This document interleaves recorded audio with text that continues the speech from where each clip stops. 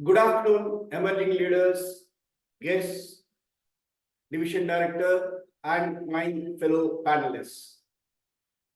Oftentimes, we come across members who join Toastmasters with a lot of hope and dreams. But within a short time, they start losing the focus. We find it difficult to get speakers for our club meetings. Members are not coming forward to deliver speeches. Perhaps it could be for various reasons, such as what can be a good speech topic, or how to go about developing the speech content, or it could be facing the audience. There is fear in people. We are going to address the first two, like how do we go about selecting topics and how do you go about developing the speech content. And I have experts in this field, that is delivering speeches, not necessarily experts by age or number of years they have been in the industry and the like. I am talking about the number of speeches they have given in the time period that they have been in Toastmasters. Yeah. First, we have distinguished Toastmaster Raju. He is an author, speaker, entrepreneur. His interests include cooking and listening to music. He is the club sponsor of Emerging Leaders Toastmasters Club, as well as the charter president. Next, distinguished Toastmaster Seshadri. He has been a Toastmaster since 2014, past area director of H2. He is a distinguished Toastmaster. He is currently working in camps as Vice President Operations. His hobbies include Toastmastering and listening to Carnatic music. Third, we have our club president, Toastmaster Tejasvi. She is currently a law student. She is a sociology graduate, chess player for past 15 years. She likes to read books and catch up with friends. She has been in Toastmasters for the last 3 years. Next, we have Toastmaster Jacob. He has been in Toastmasters for the last 2 years and he is enjoying that experience. He was our past member, Emerging Leaders Toastmasters Club. Currently, he is a member of DJ's Toastmasters Club in Bangalore. He is an avid reader and gardener. We have a very good team of panelists. Now, I am going to start with the discussions by asking them the questions. These questions have been already shared with them as required in the project. And at the end, if we have time, audience will be free to ask some questions if time permits. Even otherwise, panelists will be available after the meeting or offline to answer your questions. Let me start with the first question to distinguished Toastmaster Seshadri. How many speeches you have given in Toastmasters? What are the types of speeches? How do you go about selecting speech topics? In this round, all the panelists will give the same question is to be answered by all the panelists. We'll start with distinguished Toastmaster Seshadri. Thank you, Ashok, for the introduction as well as including the panel. Thanks, Emerging Leaders, for giving this opportunity. Giving speech in a club of Toastmasters is really a wonderful experience to go through. And I have given almost 50 plus speeches in my tenure in Toastmasters. Because the previous, when I was joining as a Toastmaster, there was a path which was not the pathways, actually, it was a different one, it's a traditional path where we used to have multiple areas where you have to give a competent communicator, then it goes to the advanced communication, bronze, silver, and then gold, and then we have to give a high project, HPL project also, you have to give a speech and all that. So if you look at that, it could have been more than 50 speeches. All that we have to look at is that if you start looking at a problem as a big mountain, you're not able to solve it. We're going to start as a small opportunity and small blocks of that. We can build a big building. So building a speech is also like building what you have with this communities of with you can start a speech. It can be as good as what we had from Prasad. It just gave a general term and then developed into something which is relevant to the audience. So you can choose any topic of your choice. It is not that you have to research a topic and do something about it. But there are some objectives which are there, part of the Toastmasters manual, which you have to also subject to that. If you are able to complete that, and of course, no taboo topics are there. I think the topics could be really available across, at least for everybody to see, and you can always pick it up, which is nice for you. And the best form of getting that vetted is with your mentors. So that is what Toastmasters gives you the opportunity. Even though you are choosing something, I think you'll be able to have the mentor to give you that guidance, whether it is relevant or it is succinct, and be able to deliver what is expected of you. That is the way the Toastmasters gives you the luxury of having another person who can actually guide you in getting the speech done. So that has been the journey so far. I have a good mentor who has been always making the necessary changes so that my speech gets into the things. And at the end of it, when you are a best speaker in a day, the entire effort of it it's like it's wonders, it works wonders, and you are ready for the next speech. Next week also you want to give. That is the energy that gives into a mentor, gives to the speech, and you become the best speaker for the day. So there are multiple opportunities which is within us, and it's all simple things which you have to do to assimilate things, accumulate things, and then put it into a form of speech. Of course, you have to work out rehearsals of that and say that it is within the time period of 96 minutes or 97 minutes. If you don't want to exceed the time limits, that is the practice which Toastmasters gives you. And this is a forum where you can still have attempting to do more than me time, and you will be a better speaker. And choosing a title will not be a big issue. That is for me, Ashok. Thank you. Thank you, Vijay. Next, let's hear from Toastmaster Tejasvi. Okay, so how many, I'll break the three parts, we'll break it into three parts of the question. First part was how many speeches have I given in Toastmaster? I completed 4 levels in my first pathway, which is dynamic leadership. And I completed 3 levels in my second pathway, which is engaging humor. And I've also given a few test speeches in the area and division level contests, and I participated in all the contests like for the past 2 years. Moving on, what are the types of speeches which I have given? So when I was doing my dynamic leadership pathway, I tried to have a message in each of these speeches because it's about leadership. The entire thing was about leadership. So I felt that I wanted to incorporate a message in each of the speeches. Even though it was not given as part of the project objectives, it was something which I wanted to do.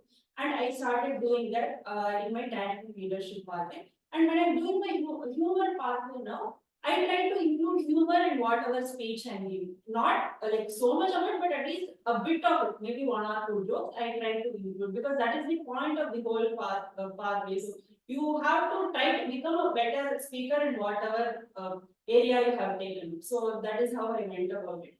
And how I select my speech topics. This is a practice which I had even before Toastmasters. I used to journal a lot. So all these events which really impacted me, I write it down in my journal. And I feel you need not tell an entire story as it is for your speech, but you can just maybe pick up 1 or 2 things and you can put your own masala to it and give it as a speech. For example, in Toastmaster Prasad speech, I feel he must have somehow been impacted by a conversation when he went to the restaurant and his family members were not talking with him or something like that. He must have been impacted by that. And he built a whole speech around technology for that thing, right? So I feel you can just pick up that little concept and you can give your own story about it. Personally, the thing which I prefer the most is storytelling.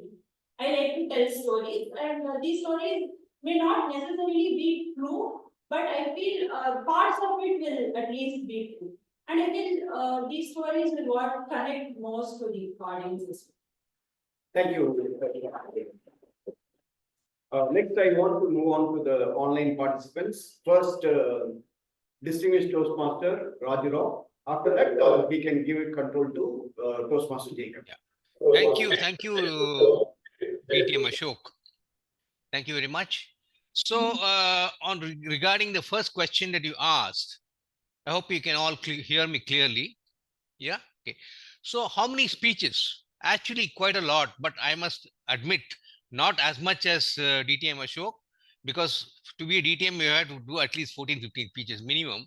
He is already at, I think, in the third or fourth iteration. So he would have surpassed a large number. But that apart, I have also been speaking outside the Toastmasters. That was what I was doing earlier and continue to do even now. That is regarding the first part. What are the types of speeches? Types of speeches could be informational, a lot of informational speeches, because that was part of my profession. Also motivational, sometimes motivational speeches, okay, and humorous. I definitely took the humorous path, so I tried to, though I'm not a very humorous guy, you know, at least that was a challenge for me to do humorous speeches. So a little bit of humor was there, and I was able to build in a little bit of it. But sometimes I give a lot of sarcastic speeches also, something which I strongly feel about with a particular agenda in mind also. I do that, So you could actually have various reasons why types of speeches, you can do that. How do I select the speech? This is a very interesting point. Usually I select a speech where I feel very strongly about something. Okay. It becomes very easy to talk about something in which you are very much involved in it emotionally. Okay. So usually I select such a topic, and sometimes I want to convey something, to somebody. It could only be, it could be an informational topic also. I want to say something. I feel that people should know about it. So there is some underlining purpose in what I'm trying to say.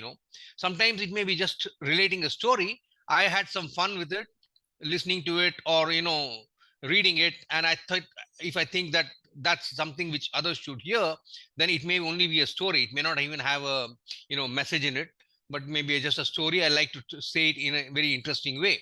So basically, I feel when you select a particular topic, select something which is actually close to your heart, close to something which you want to do, then easily the speech comes out there. So that's about it. The 3 points which were asked in the first question. Thank you.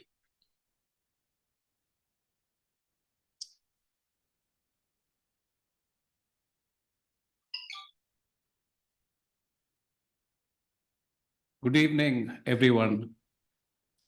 I would say that speaking is something which has to come within you. In my 2 years in Toastmasters, the first year being in Emerging Leaders Toastmasters Club, I had the privilege and opportunity to learn under literally the best.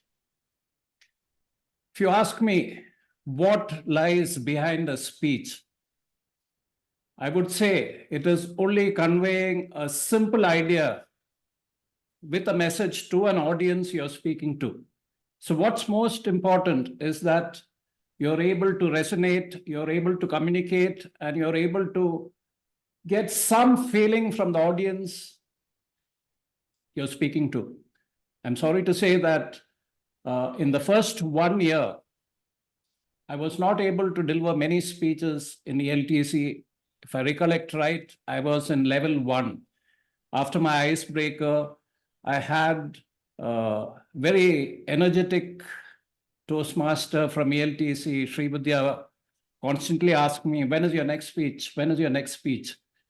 And I found it a big challenge to put down my thoughts on a piece of paper. And I had the guidance from Ashok, and he told me, you have to tailor your speech in such a way that it fits into a time bracket. As in all Toastmasters meets, you have to speak in a time slot. And the biggest problem is to tailor your thoughts so precisely that you're able to deliver that speech within that 5 to 7 minutes to the audience and invoke some feeling in them. I'm sorry to say again that I lack the capacity to do this over a Zoom meet. I still have a lot of problem in communicating to a green light and looking on the side at the audience. I'm not able to really gauge what's happening. I was privileged again to move with the guidance of DTM Mathur to a club in Bangalore.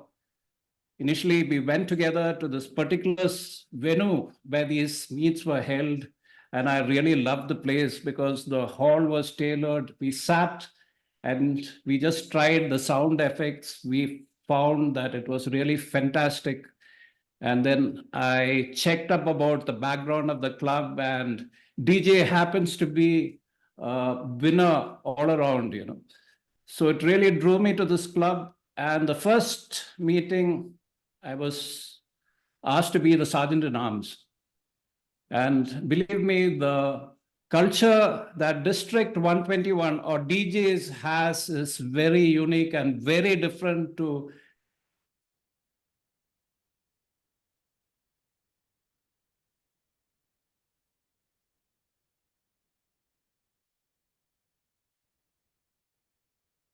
of course, the mission of Toastmasters and what you can speak, what you cannot speak about. So this is how it goes. So from club to club, there is a little difference, but on and all, I found it a very stimulating experience to talk. I love to speak. More so, I'm very bad in script writing. I found it very unique or very problematic to write something, to memorize what I'm writing, the script, and then delivering it across. I found it very easy to. For the speech content or development, we have the next question. Yeah. Okay. Thank you for. I thank all the panelists for sharing their expertise in delivering speeches and choosing the topics about. Now we go into the speech development, speech content development or script development, as we can say. This will be the question for this round. Let's hear from the experts on this topic. First, what are the methods you follow to develop speech content? How many times do you rewrite the script to finalize it? Here, you just give the number, that's good enough. How much time do you spend for content development? In this three-part question, the first part, spend more time, like how do you develop the speech content? Rest of the things, give a close-ended answer. Let us start with the Toastmaster Tejasvi this time. How do I develop speech content? The basic idea, like, usually I have a small story which I have in mind. For example, if you had listened to me Google's small speech, it was about Google Maps. I have that idea about Google Maps, and I brainstorm all the things I have about it in a piece of paper or in my journal. And then what I do, I call up my friends and I ask them about what all humorous things they have encountered while going on Google Maps or something like that. These are the two things which I do. Call up my friends and I try to brainstorm everything. And of course, I approach my mentors for more suggestions. And the second part was how many times do you rewrite the? How many times I rewrite this? Okay, if it's a normal club speech, I usually write it a day before the so I won't have much time to rewrite it. But if it's a contest speech, I deliver it before in other clubs. I get it mentored over there, and I deliver it. I rewrite it many times before coming for the contest. But a normal club level speech, just once I will give it. And the last part was. How much time do you spend? How much time? For the content development. Okay, as for contest speech, it's developed over a period, right? So usually my speech writing time is maximum 2 days. If I'm on a deadline or something, it's just for 2 days. I try to whatever idea I have in my journal, I have like a list of ideas already. So I'll take one from that and develop within 2 days. So for me, writing a speech takes 2 days. Can you say in hours? Because days Yeah. may be interpreted differently. Okay, so I go to college, so maybe I spend 3 hours per day maximum in 2 days. Thank you Toastmaster Tejasvi. Next, distinguished Toastmaster. I think the content development is very important part of any speech to be successful. Fortunately for us in the traditional path, we used to have the project objective very clearly defined, where it is clearly stated that we should have a research topic. There is a research topic, you have to research really do the content of what is the concept you want to discuss. Go search and Google and find out really facts about it, and then we start developing on that, and we put our own content, we try to relate to our personal experience into it. There are certain contents which have to have more pronounced information about the body language or the way you use your various triads, or there are certain metaphors you have to use part of the speech. So those things are to be focused on, where we have a scope of the speech which can actually consist of all this. Like you have to use metaphors or triads or something that we have to clearly necessarily put it across. If it is related to your body language, then you have to, not the content, but the body language has to be developed. So we have to really rehearse on that, put the content so that it has a scope for body language. So that is something which we have to put as a content. Then there are certain categories of speeches in the traditional path, which is like a storytelling. Storytelling also has multiple components in which it can be a fairy tale, where you have to refer to the whole fairy tale, fairy tale has to be, really it has to be adopted. You have to do the content that courtesy from this, you have taken this. There are certain real life stories which can be put as a part of our day-to-day activities, day-to-day life experiences can be part of the story. There could be something really like a historical story where you have really put mythology or something like that, which is part of the content. Quickly have to create it, put it across, and put a courtesy like this is where we are. And all that is coming as a content development. Once you keep that content development within the boundaries of that project objectives, then the content gets its shape. Having said that, attempt to do that. If it is an abstract subject, this takes a longer time. It takes 2 or 3 iterations to get it printed down to the last final script. Unfortunately, maybe 60 to 70% of the time, the script actually gets deviated when you put it on the stage. Sometimes we feel that you have missed it, and sometimes we get stuck up, we just try to deviate from there. While the content development is fully finalized and frozen, we still try to get that fully into this space. Sometimes paucity of time to prepare and something like we also deviate from the topic. That has also happened sometimes, and we can definitely feel that difference when we come out of the stage after we complete the speech. Oh, we didn't prepare, we didn't deliver what we actually prepared. So those circumstances will come. Still, we'll have to go ahead and do that. And in terms of the time spent, maybe 2 hours of quality time is what I do it. But if it is going to be iteration of that, 3 to 4 hours is where a speech can be fully developed, and with pertaining to the objectives, it takes 3 to 4 hours of productive time to get it done. Thank you. Thank you, Raju. Next, let's go to the online panelists. Start with the Toastmaster Jacob. I found it very. Can you hear me? I found it very easy. Hello, can you hear me? Voice is echoing. Okay, so to develop a script, you have to have an opening, a body, and a conclusion. So when you deliver a speech, the speech should be fitted into these 3 compartments of opening, body, and the conclusion, and there should be a message. I found it very easy to write a script by just writing the points in the opening and writing the points which should come in the body, and then finally the points which comes in the conclusion. And over the period of 1 year, where I have delivered speeches offline directly from a podium, I found it most stimulating if the audience resonates with what I'm saying.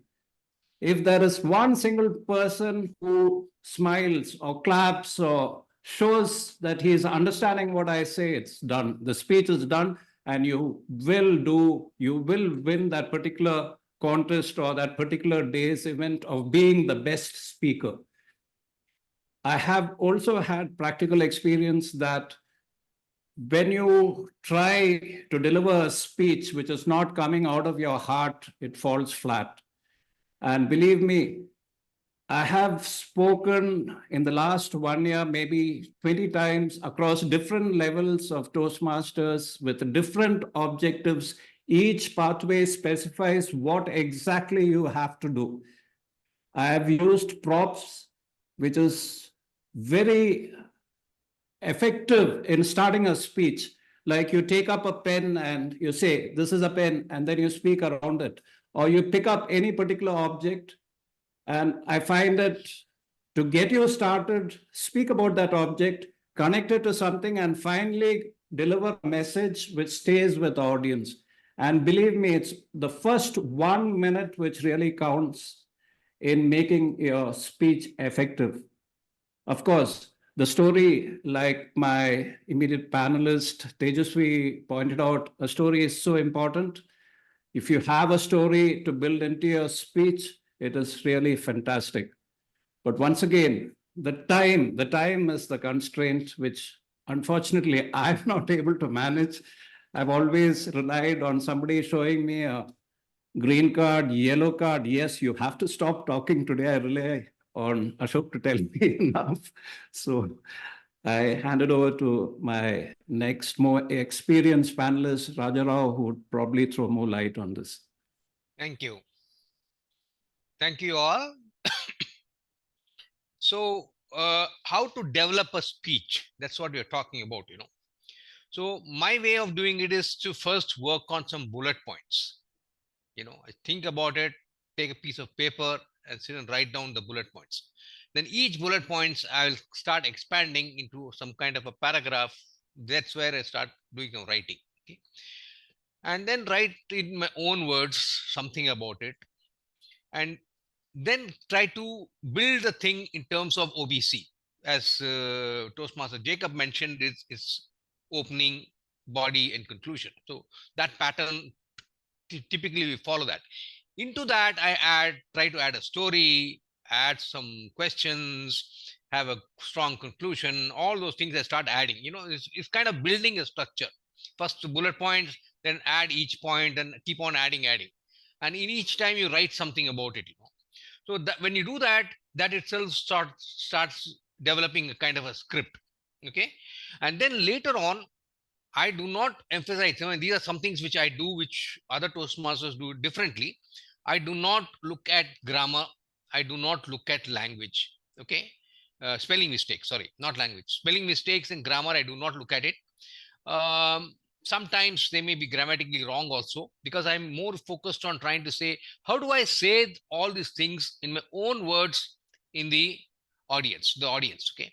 So therefore, when you review the speech, I'm not bothered about those part of things, looking at whether structure is okay, the main elements are there, is there a story, is there a question, am I saying some humorous points, I add a little bit of humor, all that kind of thing. And maximum, I would revise it once or twice only. Okay. In case of contest speech, probably I would, try to speak, but rarely I try to speak. I'm not a very good test material for speaking myself and checking. I would write it and then straight away get on to the speech thing. I usually take about a week to develop a script for a small speech, even a 5 to 7 minutes, about half an hour to 1 hour a day. Spend every day, every night, everything, a little bit of time on it, and then get to that final step.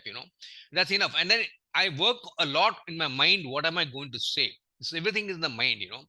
And my major challenge always is I have the things on the paper script, but when I'm speaking, I would forget about 20% definitely out of it. That's my major challenge. I can't have the memory thing. But I guess most people actually forget. They don't say everything what they have noted down. Only thing the audience doesn't know. Okay. So it doesn't matter, so long as you are clear that 80% goes through, since the audience doesn't know that you've heard already 20% you've forgotten. Okay. So that's fine. One of the important things is here, when you select a speech, you have to select it according to the audience. That's something which I work on a lot.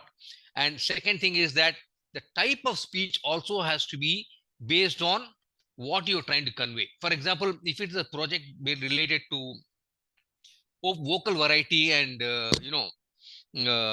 this one, vocal variety and hand gestures and all that. Okay. If that is there, I would go for a conversation or a story. I would not go for an informational thing, because in informational doesn't give you that much scope to say that. Whereas in case of a conversation or a story, you can actually emote or raise your voice, bring down your voice, throw all your gestures, even act a little bit. All that is possible.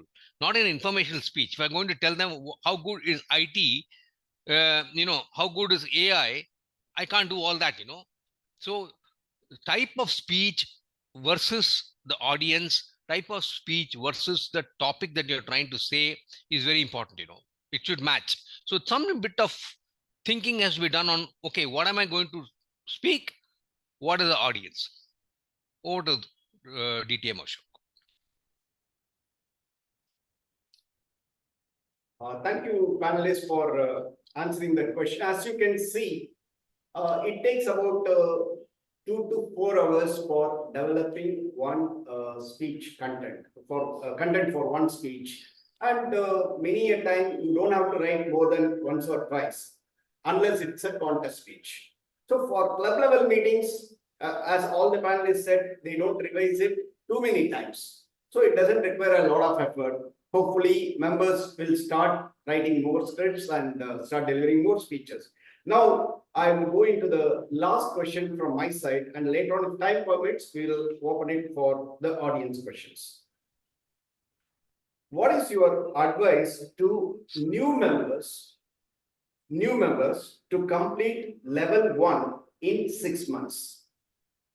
This is my personal desire that all the new members who come into Toastmasters should complete level 1 within 6 months. That is my desire. Let's hear from the panelists how to go about what can be the strategy. First, let's start with distinguished Toastmaster Seshadri. If you look at the objectives, what we look at in terms of joining Toastmasters is to leverage the various pathways levels, and levels are given in stock like form of steps. It's incrementally you are trying to improve your levels of speech. First and foremost is that icebreaker. It's about you, and as Raju said, you know you better than nobody else can know better than you. So that is the base platform for everybody to start on stage.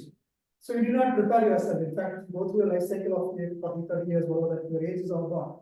It can actually, if you are able to concise it into specific cycles of your life, like a college life, a school life, like that it itself gives you the platform for you to start speaking on stage. And as everybody says, your life is yours, and you can always narrate what you want to say and what you want to say. So that exclusion is your choice.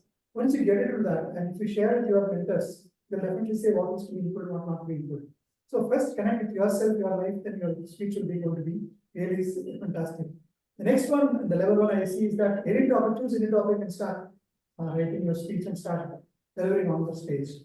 That means that the whole world is around you to select the speech you want. It could be the choice of your where you are coming about. It could be your area of interest, it could be area of your study, or area of where you are wanting to improve. So 3 areas which you can look at, which you are comfortable, which you are passionate about, which you want to improve. So these 3 areas you can choose it as a part of your speech content and start developing it. If you are passionate about something you know better than anybody else, you want to include all of them. So the only thing which should not be a constraint is that what we want to include into that. So if the inclusion exclusion is partly arrived at, we start developing that and we start getting the content start get developing. The third is that actually you have to redo what you have done. So mistakes are being done. Where you've done the mistakes, you want to repeat the same speech. Somebody says you are missed out on certain aspects of the opening was not so great, the conclusion was not so convincing. So we need to work on those in interpretation that is given by the evaluator. So the important aspect of most of the Toastmasters meeting is the very important aspect is the evaluation. So whenever you look at the evaluator as a person who is a critic, not in the real sense of a critic, but somebody who wants to improve your speech levels, speech level of the quality of your speech, the evaluator's input is very important. So whenever you give a speech, look at the evaluator, get those points, discuss with him offline after the speech is completed. Whenever he has delivered the evaluation, go to him and understand if there are any more points he wants to show. See, most likely evaluators are very nice to us because they don't want to show something which is better and not to show which is bad. So that way, we can take it offline, and the evaluator has also the ability to talk to them, connect with them. That will be the most important aspect of giving that confidence that okay, you can start giving speech. So level 1 in 3 months is that you develop your speeches. This is your areas of interest. Go to the evaluator, and finally your mentor can always help you to do that polishing of your speech. Be resolute on what you want to do as a speech. I think if we start it, it will be a little bit difficult to have it, but it will be end of it. When you complete the level, and you'll have as sweet as it as you can look at the end of the journey. So it is better that you prepare it to go through the rigors of how to modify it whenever it is required. Modifications are very important for us because it gives us improvement in the stage what we are doing it. And then the content is there for us to develop. 3 months is very important. I mean, 3 to 4 months is very good, but 6 months is quite a large period. I would say 3 to 4 months is for a level completion. Any new member has to target. That is my opinion sincerely. That way, Toastmasters can get more speeches and more new speakers coming into the room. Okay. In fact, based on the reality, there are many people who have not been completing level 1 even after 9 months, 1 year and the like. So 3 to 4 months seems to be a very, very stretched goal, but still, I like that. Next, Toastmaster Tejasvi. Yeah, he covered mostly all the points. I just have 2 points. First is that Ashok sir says, don't try to be perfect in the first level of your speech. Just keep giving speeches. Because it's first level is where you find your ground, like what works for you, what doesn't work for you. The first level is for that. So give yourself that time and space to find what works for you, what do you like to do, and don't try to be perfect. Second thing which I have when you're doing level 1 is not just the evaluators, but try to get feedback from whoever is there in the audience. Because the evaluators might have noticed some points, and other people in the audience, they might have noticed other points. When you're doing your first level, you'll be doing a lot of mistakes. Like you'll be having a lot of unnatural pauses. You'll be looking down when you're speaking. You won't be able to face the audience. There are a lot of things which the evaluator won't be able to cover in a 2 to 3 minute evaluation, and other people in the audience might have noted. So go approach other people for their feedback after the session is over. Thank you. Next, I request online panelists, start with distinguished Toastmaster Raju. Yeah. So,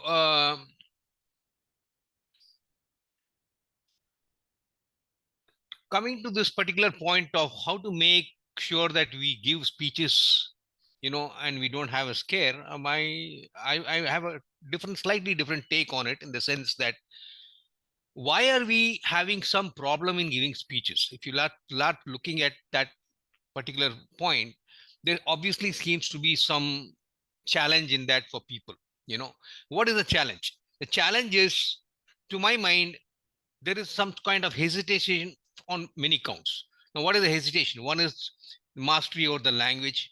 Second would be the point that I don't know what others will think of me, and will it come good? So these are the typical type of things which kind of prevents you from getting into the field. So my way of looking at it is that Toastmasters is a medium or a method or a platform for trying out. It's not for you to, Toastmasters is not a place where you need to excel. You excel outside, not within Toastmasters. See, the entire method is that you learn in Toastmasters, but excel outside. Whatever you want to learn, use it as a learning ground in Toastmasters. People are there to encourage you to learn.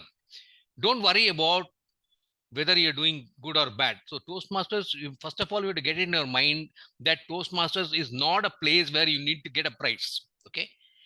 In fact, that is why sometimes I have a strong opinion about this contest itself, because it drives you to get a prize.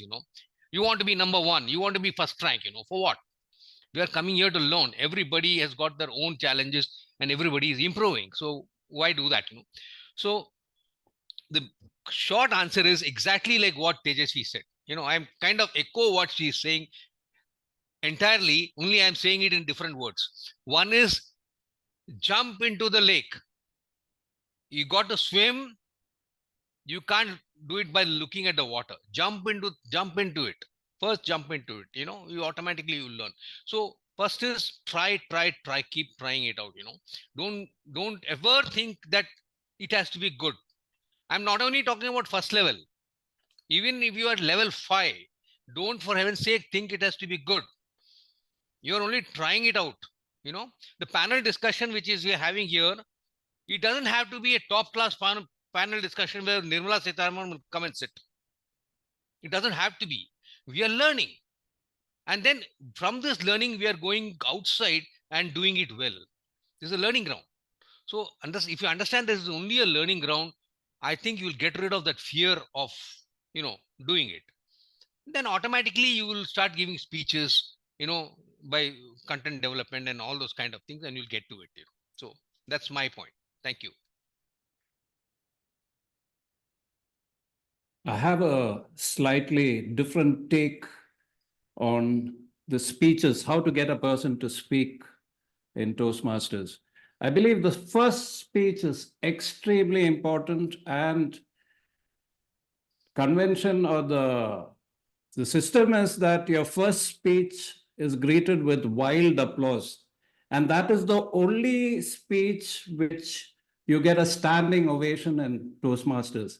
Of course, if you are an exception, somewhere down the line before you complete level 5, you may get a standing ovation like I did. And believe me, there are probably two speeches, at least personally speaking, that I've got a standing ovation. One was my icebreaker speech, and the second was some speech in level 3 or level 4. I don't remember 5. 5 I'm doing now. But I believe that if you have joined Toastmasters, you have joined with the love of speaking. So my experience tells me, and my advice to all of you is to speak as often as you can. Over to you.